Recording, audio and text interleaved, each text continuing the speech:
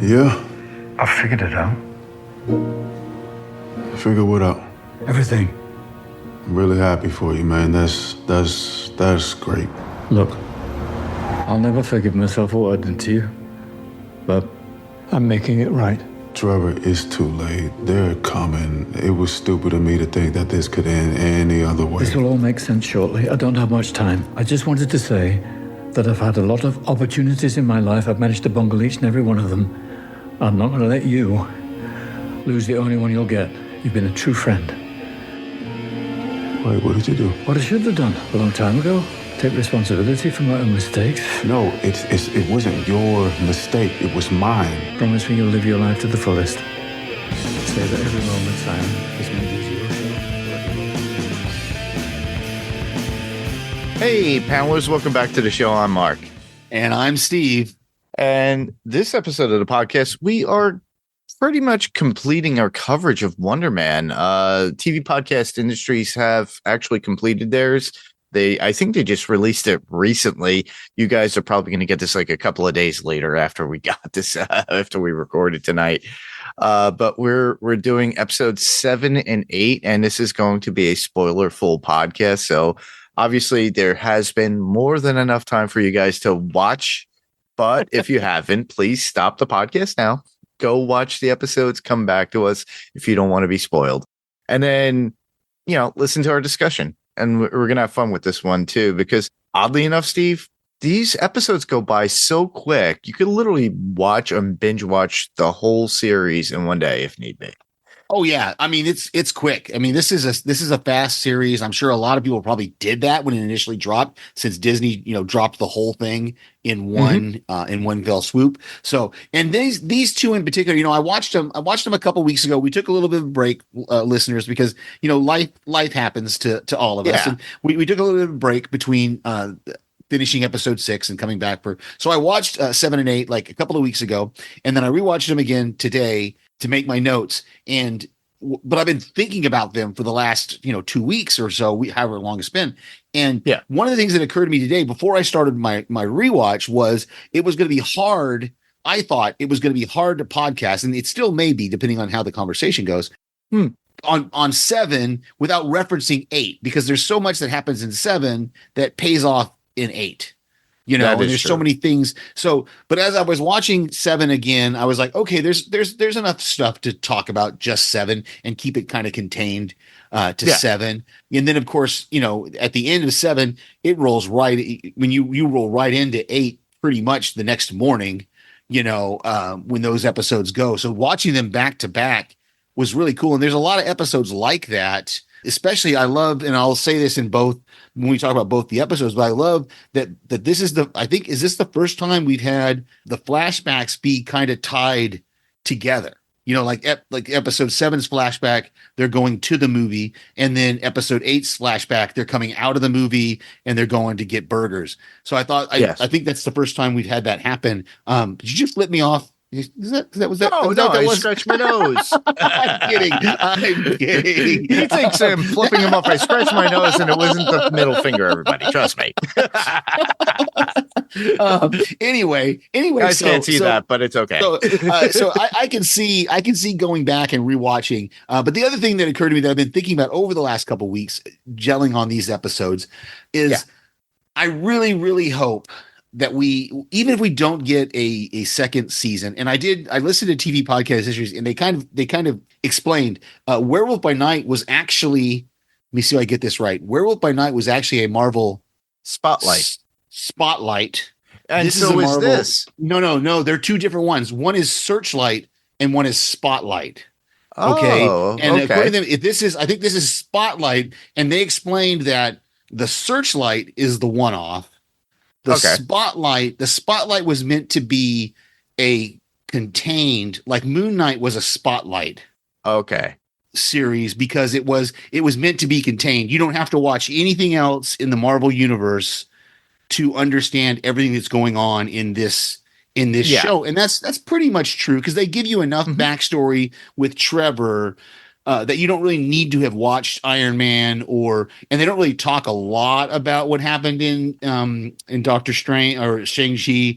So you really wouldn't have to have seen those movies to Yeah. still enjoy this series. And so it's not necessarily that it won't get a second season, but it's just the fact that you don't necessarily have to watch anything else.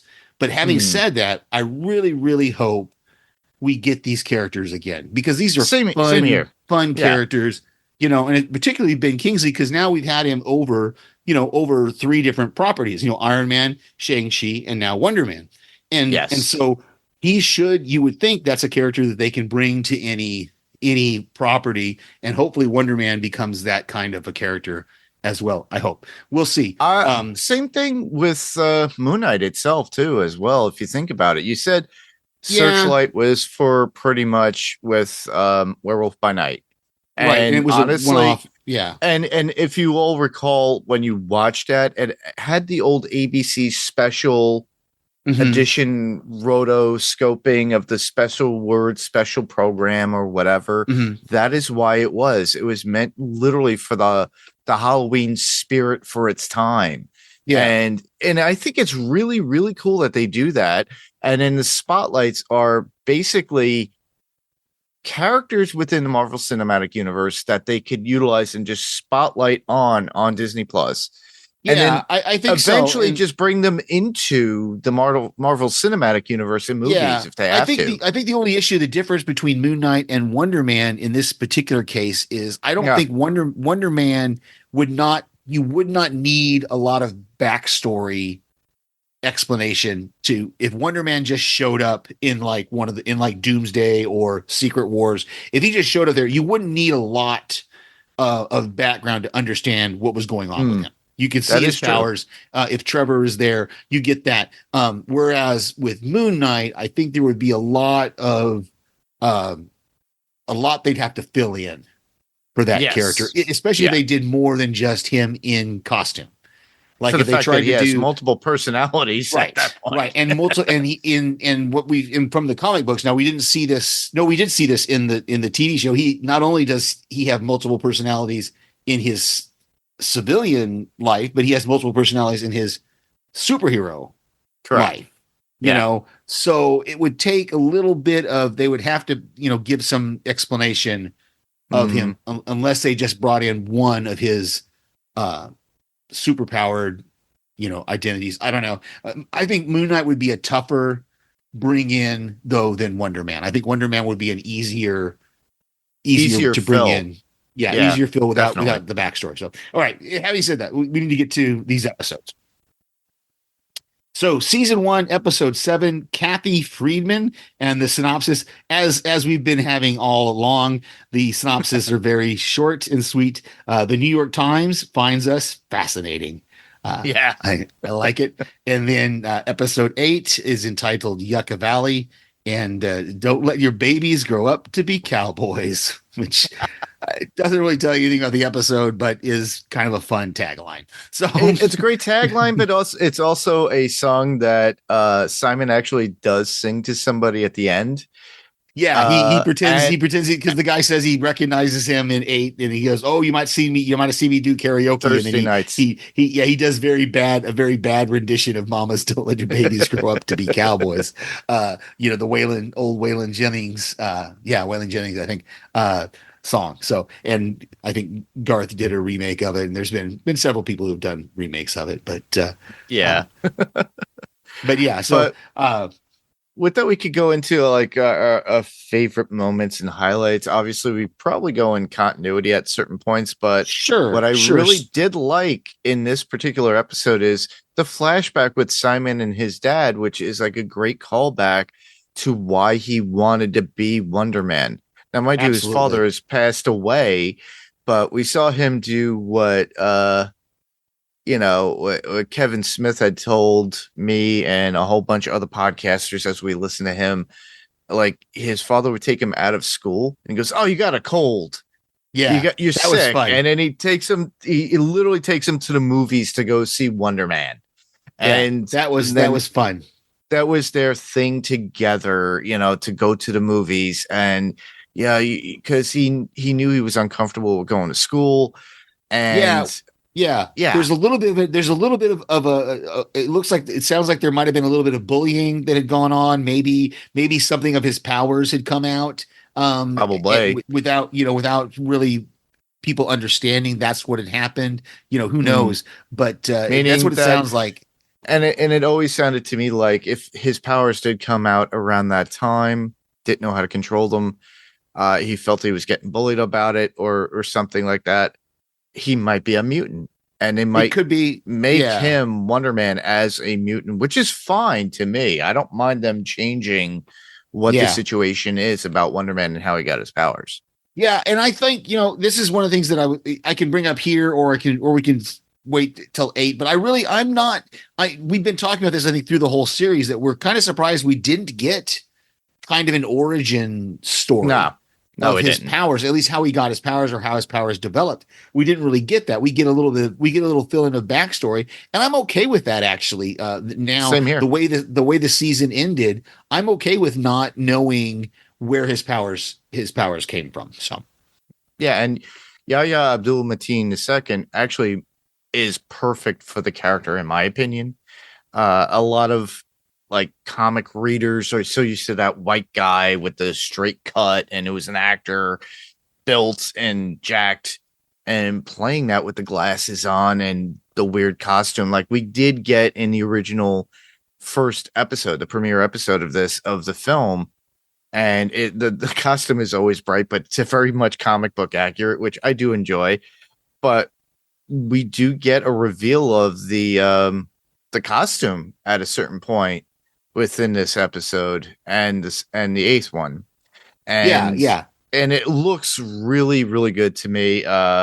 I really did enjoy that, and he does portray it. I just love the fact that they could still change race, and it's perfect. And I think he's perfect for the character too. The way he presents it, and you just like love his presence and how he portrays the character. Absolutely. It's Yeah. a sympathetic character that we got to grow and love this character as a person, as Simon, not as Wonder Man. And through that, we get to see a kind of redemption arc with Trevor, if you think about it. Absolutely. Oh yeah, for sure. Yeah, and I just love their friendship, their appeal, and this is what drives these two episodes, everybody. That's what I really want to endorse on this one. That's what I liked about it. It shows that Simon had nobody else. He was always mocked by his brother, put down upon. His mother was always trying to support him. Very much like the I think the last two episodes we talked about it, where he goes, "Oh, you basically paid a gift for your mom for her birthday with her own money." With her own money. Yeah. It's so sad. But the thing is that his brother's saying that, but the thing is that now he's getting better about himself and doing this work and becoming an actor, and you could see him, he's struggling along with this, especially within this episode when we get the actual the what's her name, Kathy Freeman. I love it. Kathy Let me Freeman. before you go there, because I think it's level. It's great what you're about to go to, because it segues right into my second favorite part of this was before they meet Kathy. When we see him, when he gets his ride on the golf cart, he gets his craft services, kind of people running and getting him things. And, oh, what kind of bacon do you want? Oh, you want both kinds of bacon? Okay, I'll bring you both kinds of bacon. And then he's acting exactly like the diva actor that he didn't necessarily want to be, by Correct. when the guy brings in the bacon, he's just like, oh yeah, no, I don't want it at all now. And so Trevor's like, well, I guess you get to eat the bacon, and you can see Trevor again. We see, like you talk about this friendship. We also see this mentoring of Trevor, where he's trying to show Simon, and I think we see this in the next episode. Simon learns how to treat people, how to act towards people, and we'll get to that when we talk about Chuck Eastman in the next episode. But so I love what you're about to go into with Kathy, because it's like so my point of this, and I'll let you go into Kathy, is the contrast of how he was in the first episode, where everybody was kind of disregarding him, day players don't get golf carts, and then now he's the main star, so he gets a golf cart, he gets craft services, he's got a makeup person, he's got a costume person, he's got all these people that are pandering to him, and he's kind of loving it at first, but then he kind of changes his tune. Yeah. Right. And I like how Trevor actually, like you said, mentoring him when they're in front of Kathy Friedman at that point and during the interview. And you could see he was a little upset with Trevor, plus all the stuff about apparently Joseph Gordon-Levitt. Apparently something was brought up by her. And he was like, and it's like, oh, he was canceled by her or something. And it's great because it's when Simon is talking about before they even meet her, he's like explaining, and I've got the quote down when we get to quotes, where he talks a little bit about it. He says, she's the most respected entertainment writer out there. And then then Trevor says something, oh, well, that's good for us. But then he says, she's a character assassin. And then he talks about what she did to Joseph Gordon-Levitt, saying that he was, that he did something with pigeons, and they never did figure out what he did with pigeons. And then he's like, well, then then she says this about Glenn Howerton, and which I had to look that up. I had to remember Glenn Howerton is the guy he's from AP Bio. He's in It's Always Sunny in Philadelphia. He's a great actor and comedian.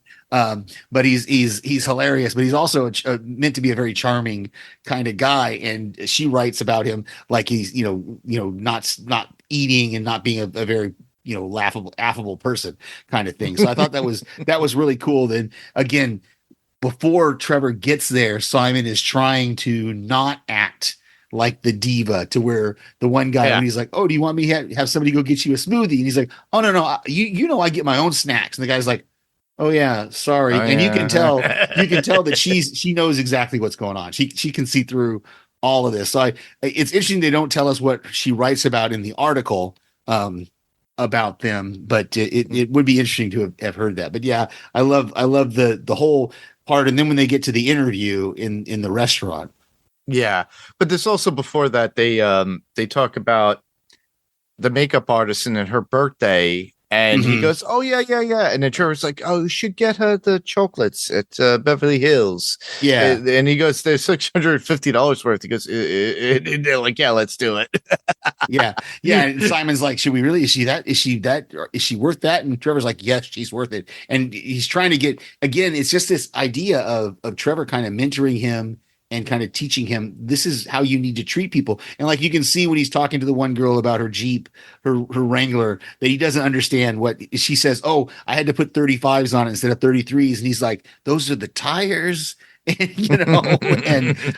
So yeah, you can see that he's very awkward around people. You see how he grows from then until when we get to the next episode. And then you got his fear too about Kathy, actually investigating and talking to people in his life, like his ex-girlfriend, and she had already interviewed her, and he got reassured to some degree that she was okay with that and nice to him.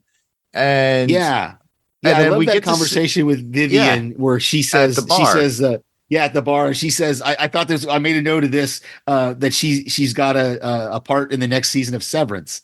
I thought it was kind of interesting. Yeah, that's pretty cool because it's kind of updated Apple TV Plus. Everybody, exactly. Yeah, but even though this is Disney Plus, but it's kind of a nod. And she's not actually. I checked. She's not actually. Yeah, at least she's not projected. But anyway, but yeah, I thought it was great when she's like, I know your secret, and he was like, what? You don't know my? And she's like, I lived with you for however many length of time. And she of course, basically tells him, and she knew something was up. Yeah, but she's, I kept your secret. And I love when he finds out that Kathy, at that point, he also finds out that Kathy's already talked to his mom and his brother at that point. Or he was worried about his brother. And his brother just, Kathy says, oh no, he said wonderful things about you. And he finds out that the people in his life are really supporting him. Maybe in his venture with this acting ability. It's kind of a backwards kind of thing where, like, to his face, his brother is mocking him and putting him down, but to other people, his brother is lifting him up, which I thought was really cool. So yeah, I thought that was amazing. It just like, it shows you, it's like, oh wow, because his own fears started coming out. You could see the look on his face, and that's really true to the actor himself, with Yahya Abdul Mateen II, and that's what I really appreciate him. You're very impressed that you know how to say this guy's name. I'm not even going to try to say it. So I'm impressed that you're able to say it. It just rolls off your tongue so easily. Steal the show in this particular film. Yeah, they're great. And Joey really Pants. By the way, that's the next episode though. That's not in 7. I love that we finally get, as we get this interview and we find out that Kathy, she really doesn't want to talk to Trevor about his acting. She wants to know about the Mandarin. And that's what kind of sets off Trevor, and he storms off. And then I love, because we don't see exactly what Simon does, but we know he must have done something to defend Trevor, I'm assuming, in that spot, because he doesn't finish the interview. Apparently, he doesn't finish the interview with Kathy because he shows up at Trevor's trailer just a few minutes later, and then we see Kathy. When the blow up happens, Kathy's walking outside of the episode, outside of the studio. Well, it was after, sees the aftermath of when Simon hears the truth from Trevor. And then he just walks into the back lot and goes into the filming warehouse where they actually film. Yeah. And his powers go a little awry at that point, and it explodes, just like very similar to what happened to the apartment, but a little bit 10 times more. Way bigger. Yeah, we get that moment, the moment that we've been talking about all season, where Trevor has to come clean to Simon, where Simon figures it out, and he's like, you've been giving information to to the government on me this whole time. And Trevor's like trying to calm him down and trying to say, well, I didn't give them much, I didn't tell them a lot. He's really trying to calm Simon down. But what impressed me the most the second time I watched it, and I didn't pick up on it the first time, was you notice one of the things that I think it shows. It shows the feeling that Simon has towards Trevor, because he doesn't take out his rage on Trevor.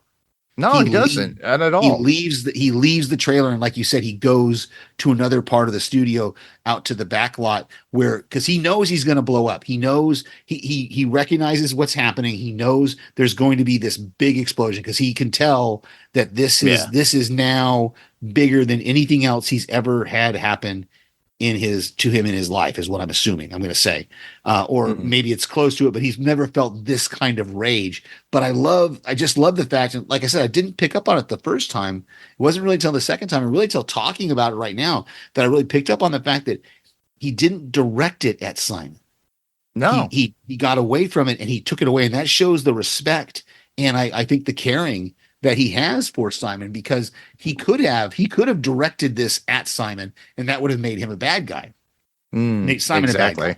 And so I love that we see the good guy of Simon going, I'm going to take this somewhere else and direct it outwards to another outlet. So I thought that was really great. And but I like I said, we've been talking about the whole season. We knew it was going to come. We knew there was going to be a moment when Trevor was going to have to come clean, and Simon was going to find out the truth. But that leads us into episode 8. But before we get into that, they had a cool needle drop at the very ending, the song at the very end, as Simon goes walking into the warehouse, and you see Kathy Friedman looking back as the explosion happens.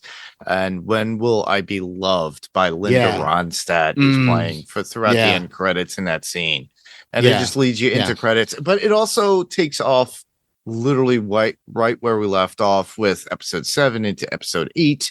Yeah, but the only other thing I have for episode 7 is the one quote that I haven't talked about yet, which is, we've already talked about the interview, or when they're talking about Kathy Friedman, and I just love this exchange when he's reading the thing about Glenn Howerton, and he says, Trev, what if I stab my arugula salad listlessly? I can't say that word. Listlessly. And Trev says, never. You're very aggressive with your fork. I love the way these two play off from each other, and the way these two actors have played these roles. That's why I really hope we get to see them in something. I love how they play off one another. It just works out perfectly. Yeah, even if we don't get another season of Wonder Man, I hope we get to see these two guys in something together. Some sort of side quest. in one of the movies, The maybe, films. or yeah, one of the films. So yeah, absolutely. That's all I had for episode 7. All right, same here. With 8, we go into, and this is what, Yucca Valley? Yeah, this is the name of this was Yucca Valley. And again, I really love this episode. I love that we get the continuation of the flashback with his father. And something Hmm. occurred to me the first time I watched it, and the second time I watched it, I put it in my notes. Is he driving the same car?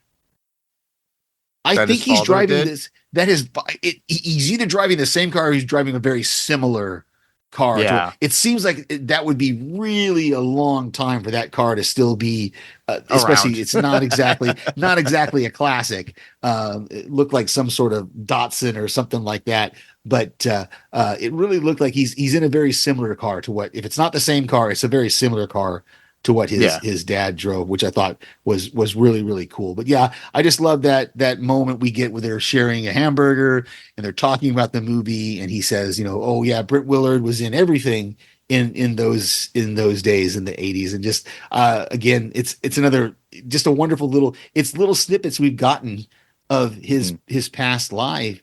And that moment when we see that his father was very supportive of him, his father going, I'm going to see you up there on that big screen someday.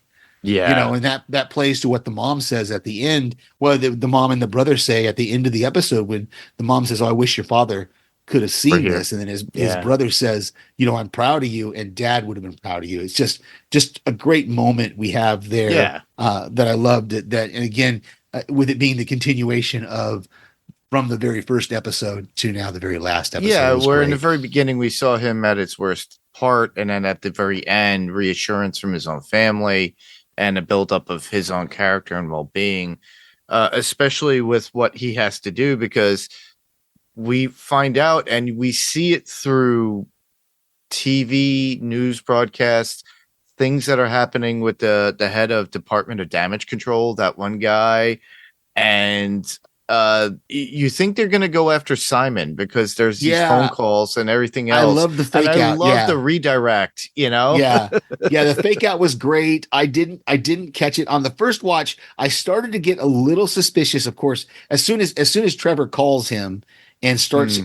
saying, "I've done something that's going to make everything right." As soon as Trevor said that, I was like, "Oh, I bet he did something where he copped to it or something like that." And then of course that's what we find out, is that he made this tape of as the Mandalorian, as the Mandarin. But it was great, and we get the redemption that we wanted from Yeah. Trevor, seeing him. But I do have a couple of questions about this, and I'm willing to, I have another point towards the end that I'm going to put my suspenders of disbelief on. Okay.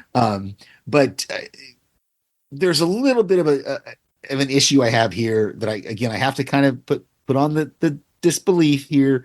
Um, where did Simon get explosives? Because if you're listening in the background, the newscaster, when the police are arresting him, in the background you can hear, or when Simon's You talk about Trevor, right?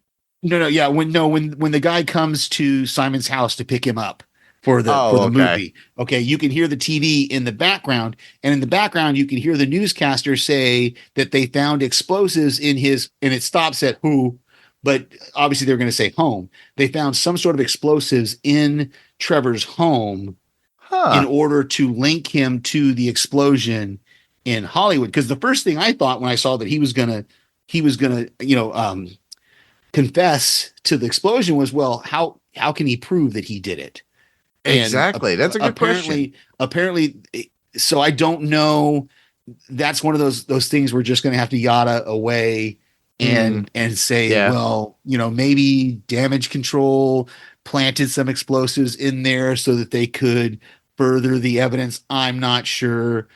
Yeah, we don't but even it know, just- because even the head of Department of Damage Control knew what Trevor was doing, trying to call him out on it at that time when they were arresting him. Well, and the he was agent, still, the agent, yeah, the agent, not the head of the department. That was the agent, the guy that we've seen from Spider-Man and everything. That was the same guy. Yeah, exactly. What's his name? Yeah. That's, yeah, not the head of the department. That's the redheaded guy. But yeah, he was trying to get Trevor to say that Simon did it, and Trevor wouldn't do it. He kept going to.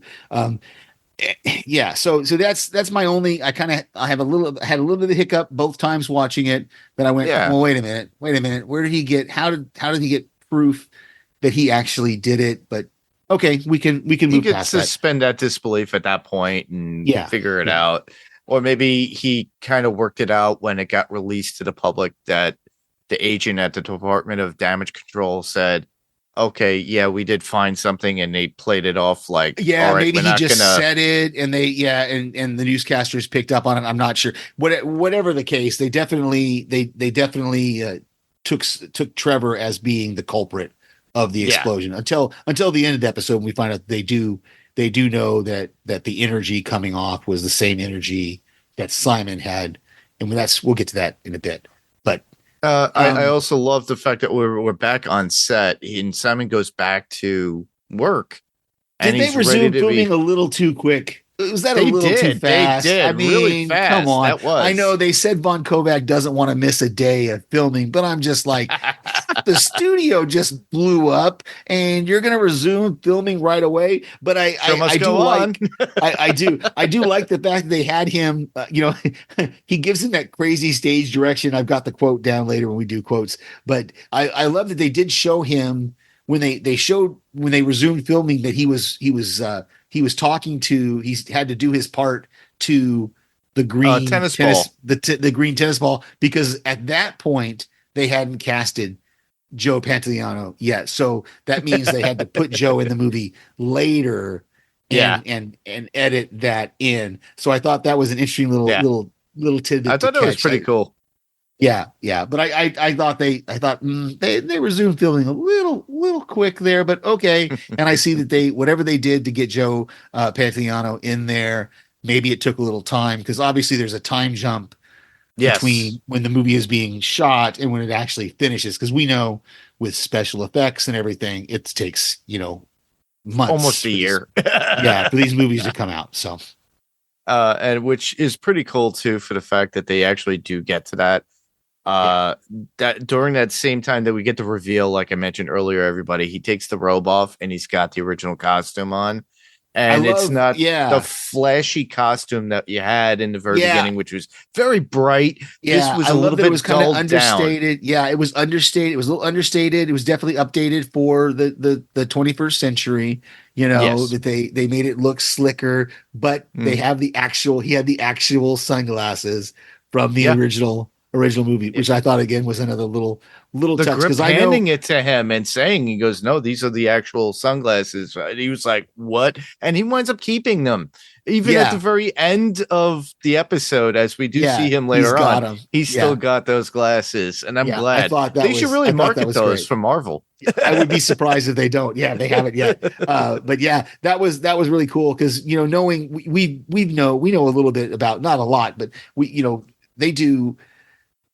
Well, now they do, but back then they didn't do prop giveaways and auctions and things like that. So the sunglasses would have just gone into some prop house somewhere, or a private collector. Yeah. Well, maybe, or if somebody stole them off set, but more than likely they ended up in some prop house just sitting there gathering dust until this PA went looking for them. And so I thought that was a little touch of Hollywood magic that we got to see there from the 80s to now. It's kind of like one of those things when you read, I had never known this until recently, that the gun that Bruce Willis used in the movie Die Hard is the same prop that Mel Gibson used in Lethal Weapon. So, yeah. The same Beretta prop that they were using. I thought was kind of cool. But yeah, so just to know that those props from the 80s and the 90s did get put into a warehouse somewhere and didn't necessarily get sold. Like you said, they didn't get sold to collectors. They didn't get auctioned off.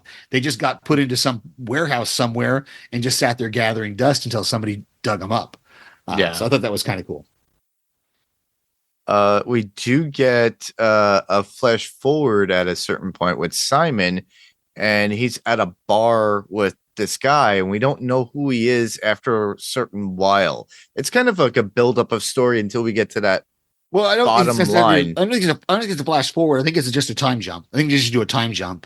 Okay. to later on, because we see him, at the end of the movie, we see him walking out, and they're they're giving him all his props, and his brother, we talked about that. The brother says how proud he is, and the dad would have been proud. And then, like I said, then I think we have a time jump is what we have It there, is to definitely where a he's time in the jump. bar with Chuck Eastman, and he Chuck says Eastman, he's played by researching. Blake Robbins, everybody. And yeah, we do find out later on, but he just wants to shadow Chuck in his life. And he goes, why do you want to come here on Thursday nights and do karaoke with me, go to my doctor's exams? And he goes, well, and then he winds up having dinner with his family. Yeah, And yeah. I love, and then because the again, daughter's like, do you know Dua Lipa? He's like, no. yeah, no. Again, this is one of those things that we don't need. We don't need to see the in between. Again, I can yada yada away the research Yeah. he obviously had to do to find out where the black site was that Trevor was being held. Find out he probably had to have somebody, or he did, had to find the guard that worked there, that had health problems, that had a daughter that had health problems, that's going to need help with medical bills and all that. I can yada yada that away, because I wanted him to get to the point where The reason why he was there, so he could why get he's to Trevor. there. Yeah, and he's telling Chuck that, oh, I can't tell you who the director is, I can't tell you anything about the movie, I can't tell you anything about the part. And Chuck is just eating it up because he loves the fact that he's getting this attention from this big star, but they can't tell anybody about it. Like the kid at the dinner table you're talking about, like the boy at the dinner table. Well, can I tell my friends that I had dinner with Simon Williams? And he says, you cannot.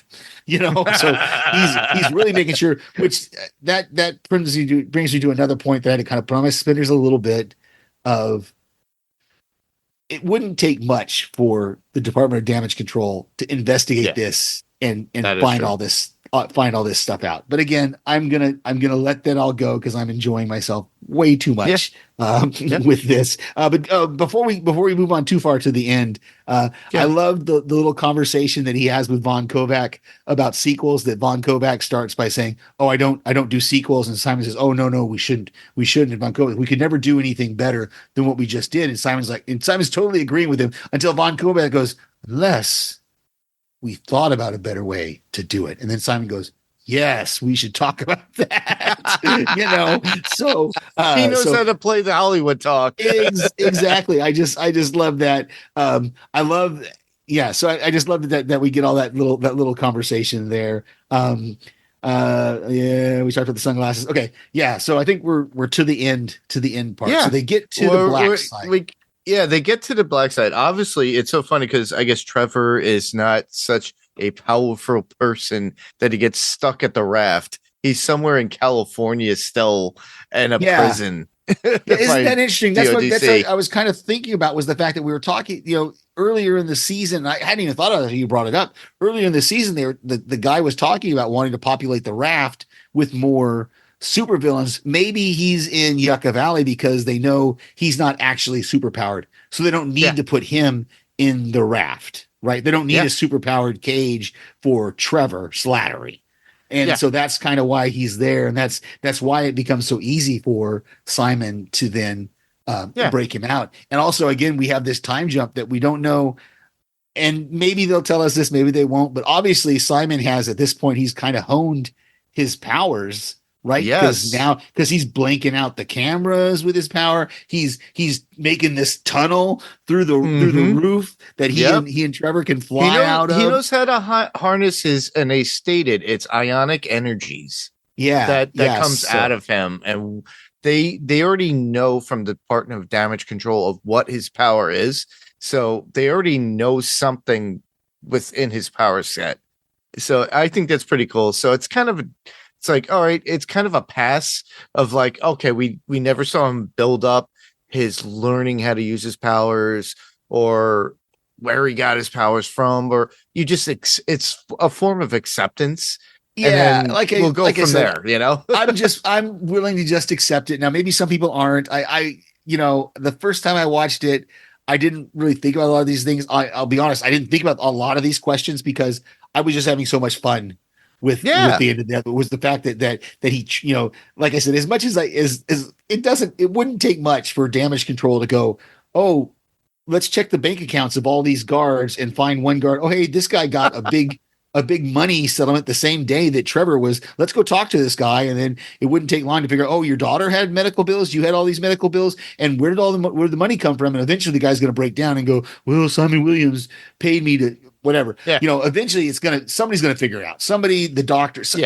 Anyway, but again, those are all things that I didn't, a lot of them I didn't think about until I was stewing over it. The initial watch, I was just having fun with it. And so I really wish people would just have fun with this one. Cause I just love these characters so much. It was I'm a excited, fun show so. and you allowed yourself to omit all that stuff that we nitpick about.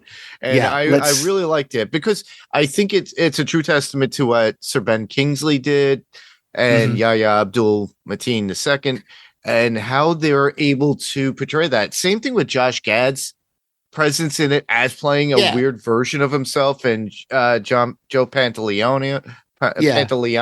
I got his name all wrong. It's Joey Pants. And then and you have other people there too. Arian Moaid, who plays Agent Cleary, who is in Department of Damage Control. I think this is probably his third or fourth appearance in a Marvel movie or show. Well, I mean, it was Spider-Man. Yeah, Spider-Man, the Marvels, or the Spider-Man, Miss Marvels, and now this. So three times. So he's again. That's why I hope we get to see these characters again, Wonder Man and Trevor Slattery. I really do hope we get to see them again. I had a lot of fun with this, and even if we don't get a second season, at least plug them into the MCU somewhere. They gotta come back. They gotta come back. Yeah, we gotta know what happened to Doorman. We gotta know what happened to Josh Gad eventually. Like they'll pick it up in some cameo spot in another movie, or they'll have a newscast running in the background that says Josh Gad found when Doorman dies, or I don't know. I don't know. Out of the doorman at a bar. Yeah, at some point. Yeah, I just think it'd be hilarious to get some sort of background stuff with these characters. But that's all I really got. I have one quote that I wanted to read, and it was because I just thought it was so hilarious when he's after he finds out about Trevor's betrayal. And the explosion, and Von Kovac calls him back to continue shooting the movie. Von Kovac tells him, he wants him to use the betrayal that he's felt, because that's the whole thing of the scene they were doing in Wonder Man, right? Was that Barnaby, what's his name? The character Barnaby, is it Barnaby? Barnaby. Barnaby was going to betray him to this whatever guy, this alien guy, and so he says, use that betrayal, and then he says, and you had a dream last night that your mother was cooking a hedgehog for supper. Simon goes, cooking a hedgehog? Yes, I think so. I'd like to see what that inspires. This guy, and this is another character that I'd love to see pop up, just pop up randomly somewhere in another Marvel, project somewhere. Just randomly pop up this crazy European director who's got this high artist. Burke is the actor, and it's so funny how he does this. I think he is European by some extent. I think that's part of his personal accent, but the way he expresses it as that character, it's hilarious. Same thing when he says to him, "Let your misery drive the bus." To Simon as a way of motivation for acting without Trevor. I love it. Again, we may never see the character again, but gosh, it would be so funny if he did just pop up somewhere in the background somewhere, if they have a Hollywood scene somewhere. So, but that's all I had for. Same here. I just love for the fact that it's like, okay, they leave us on a cliffhanger of them getting out of the prison. That's it. That's what we get. Yeah. But we got some cool needle drops throughout the episode. In the beginning, after the flashback, we get California by Phantom Planet playing from that particular flashback, and Simon driving back home after his anger moment previously in the last episode with the shaking and the destruction of that building that Kathy Friedman had seen. And then after the premiere of Wonder Man, it cuts to a daylight scene, and Mamas Don't Let Your Babies Grow Up to Be Cowboys by the Highwaymen is playing. Yeah. going into the daylight point. And then when Simon breaks Trevor out of prison, everybody's talking from Midnight Cowboy by Harry Nilsson plays Oh, from there's the the very callback end to into the end episode credits. 1. Yeah, that's Yeah. great. I didn't know. Like I said, I still haven't seen Midnight Cowboy. I need to watch it. But yeah, so that's where that song comes from. Okay, cool. Yeah. So yeah, that's about it. Uh yeah, we went through all our quotes, all our notes. I know I covered mine. There's not really much comic book news out there. I don't really want to go into that, everybody, but we'll let you guys know exactly where, after we finalize this, we're going to take a little bit of a break, but at the end of the month, what do we have, Steve? We got Daredevil Born Again season 2 is coming back. We talked about it a few weeks ago. They dropped a trailer, kind of a teaser trailer. We've got gosh, if you don't want to get spoiled about, if you haven't already paid attention to what's going on with Daredevil Born Again season 2, you don't want to get spoiled about it, fast forward about a minute or so. But gosh, so I'll give you a count: 3, 2, 1. Kristen Ritter's back. I know, as Jennifer Jones is back. We loved her. Jessica Jones. Sorry. Oh, that's terrible. That's terrible. Yeah, we loved her in Jessica Jones, and she's a great actress. Can't wait to see what they have for her in Daredevil Born Again season 2. One of the only shows on Netflix that we got from the Marvel Netflix shows that we're able to complete. If you think about it. Yeah, I think the moratorium, that's why they did Daredevil Born Again, because there's a certain amount of time they have to wait before the copyright runs out or something. It was 7 years that they had to wait until we got them from Marvel. Yeah. So some of those other shows we may still be waiting on them, but like I said, we got Kristen Ritter. We know John Bernthal is going to at least be in Luke because he was in season 1. So we'll see. And he'll be in spoilers, everybody. 3, 2, 1. Spider-Man: Brand New Day as well. So, looking forward to that movie coming out. We got a lot of stuff to look forward to. That obviously with Secret Wars later on, and Doomsday, Avengers Doomsday. And there's a lot of stuff. Don't let yourself get spoiled or leaked with all that stuff on YouTube. You could speculate until you're blue in the face. And trust me, I just laugh and I watch some people talk about it. And I'm like, no, I don't care. At this point, I just laugh at them. But we're looking forward to covering Daredevil Born Again. Starts March 24th. Obviously, we'll probably do it within and around that time. We'll let you guys know. We'll do a post. And then that way you guys could jump in on a board. Shortly after that, we'll probably space it out a little bit. We're going to get The Boys season 5.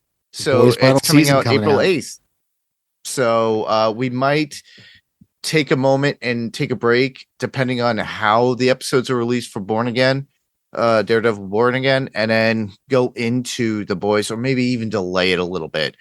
Just so that way you have enough time to watch, catch up, and then obviously, we're not jumping out there last minute like, oh, we got to be right on top of this. It's great to be on top of stuff at times, but you know what? I'm not getting any screeners. Our listeners know it. Our listeners know Panels to Pixels. You'll get it when it drops in your feed. Yeah, and have fun listening to us. It's about it. Yeah, when it shows up in your feed, guess what? There it is. But I love the fact that you guys are still listening and just paying attention to us. There's going to be more that you have. I'm involved with a lot of other stuff that's going on the network too, by the way. So obviously, and then cross feeding some on platforms. But we're right now at the point of podcast recommendations. So Steve, what do you have? So I've talked about it before, but Talkville, that's the Smallville rewatch podcast with Tom Welling and Michael Rosenbaum. They have come back. They have started season 8, which if you know much about Smallville, Michael Rosenbaum exited at the end of season 7 and doesn't come back until the finale episode in season 10. So it's interesting. We're going to get interesting to hear Michael Rosenbaum's take of these episodes that not only has he never watched them, but he's never even acted in them. So Yeah. it's going to be interesting to hear his take on these episodes. I just listened to the one from a week or so ago. They did an interview with Cassidy Freeman for the season 1, episode 8 opener, season 8, episode 1 opener. Odyssey. They did an interview with Cassidy Freeman. It was just a wonderful, wonderful podcast. She just has glowing things to say about both Tom Welling and Michael Rosenbaum. She and Tom Welling just finished a movie together. So Awesome. That's cool. They're obviously doing conventions too, everybody. So you could see both of them together at certain points. So check that out when you can, or get to those conventions and meet them, because they're nice people from what I'm told, just to talk to and hang out with, or just watch them on the panels.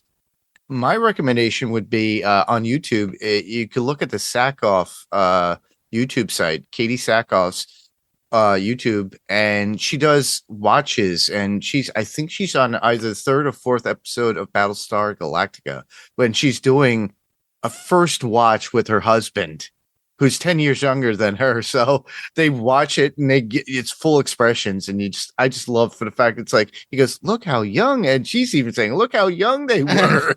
And it's like and she's like reminiscing on certain things that happen on set, but this is also her first watch. She never watched it. Trisha Helfer did the same thing with Mark Bernardin. And when they did the Battlestar Galactica cast, I highly recommend people to watch that original series too. It still holds up. The effects are not 100% pristine, but then again, it was a sci-fi show on sci-fi TV. But I highly recommend you check out Katie Sackhoff's YouTube, or even Battlestar Galacticast with Trisha Helfer and Mark Bernard. They're still out there. You could actually get it on smodcastle.com, and they're still available for like streaming and stuff. So check that out. If you've never watched Battlestar Galactica, I can highly recommend it even more. it was really good. There was also talk about, because you like what was it? Jared Padalecki and what was it? Supernatural. There's like a comic book out or something right now. Yeah, they're doing something. I don't know. Those guys are all over, but I mean, Jensen Ackles is going to be in The Boys. Jared Padalecki, they're all in The Boys season 5. Yeah, both of them. Those guys are all over conventions as well and doing stuff all the time, and they're always asking them about a reboot or a restart or whatever of Supernatural, and they're always open to it. But who knows with schedules and things, what'll happen there. But yeah, Supernatural. It's a 15 season show, so that's quite a task. So it is. By the way, highly recommend that. I watched it a while ago. I had to stop after a while because there's so many seasons. Yeah, I rewatch it usually about once a year. Once a year, I'll binge through it real quick and rewatch it again. I have all the physical media for them, so I get the original music and soundtrack and stuff, which is really great because they've got some really great songs. So. All right, we're at that point of the podcast. Says, where can listeners hear us, Steve? Well, you can hear me right here on Panels to Pixels, of course, and I do send voicemails to various other podcasts that our friends do, particularly on the Podcastica network. I try to hit up the ones on here on Pirate Core as well when I have the time. But it's been life. Life happens. Life happens. Well, where can people hear you, Mark? I could be heard here as always on Panels to Pixels podcast. I just started the Kaiju cast with my friend Dimitri, and we're covering Monarch Season 2. Now, it will be a collaborative podcast with Podcastica. If Ben Beck, our friend Ben, wants to do it on Wilhelm, I'm gladly enough to say, hey, put it on yours as well. But you could definitely hear it on Podcastica and on the Parkour Entertainment Network as well. I could be heard also on Adrenaline Cinema podcast, and go figure, everybody, we're a little late to the party at this point because it's already 2026 and we're in March. Frank, Adam, and Rob and myself decided to do a year in review of 2025. Go figure. But have fun and listen to us when it comes out. You should have that out shortly after this comes out, as well as the Kaiju podcast. Keep in mind that when we do cover Monarch like comes out on Fridays. So by the time you get Kaiju Cast, it's going to be Wednesday, March 4th. And, you know, same thing with the Adrenaline Cinema with the year in review. Probably get it a couple of days after that. And then we'll post stuff and then follow that. That is where we're going to move on. So, you know, obviously we already mentioned that ends our coverage of Wonder Man Season 1. So sad. But here we go. Please check out all the other podcasts that you can find on piratecoreentertainment.com. There are links there for Panels to Pixels podcast and all the other ones, as well as the What's On Tonight podcast, the dinner with her, there's so many podcasts on this network that I can't even keep up with them. But just go to piratecoreentertainment.com, check out the links there. You can see, and Mark has been hard at work on that website, and I'm sure there's more updates that will be constantly coming out to that website. But check it out, piratecoreentertainment.com. Awesome. Yeah, literally all you have to do is go there. For us here, we can be heard on Spotify, Apple Podcasts, whatever podcast player choice. Obviously, ratings or reviews are always there. Please give us 5 stars if you really like what we do. Leave some sort of comments. It gets to us faster. Just go to piratecoreentertainment.com like Steve had stated. You can email us panelstopixels1@gmail.com. We can be found on YouTube. And obviously with that one, with YouTube, whatever's on here is on there. But if we do video, guess what? You're going to see it. Give us a thumbs up and ring the bell to be notified when something new is there. So that's about it. Just go to piratecoreentertainment.com. We have a Facebook group. We have a Facebook group also. If you want to comment or leave us a message there, it's facebook.com/panelstopixels. Yep. And well, that's about it for this particular podcast. I just want to thank everyone for listening. I'm Mark. And I'm Steve. Same podcast, different panel, different pixel. And this was Panels to Pixels podcast. We'll see you guys on the next panel. And we'll talk to you soon. Bye-bye. Talk to you later.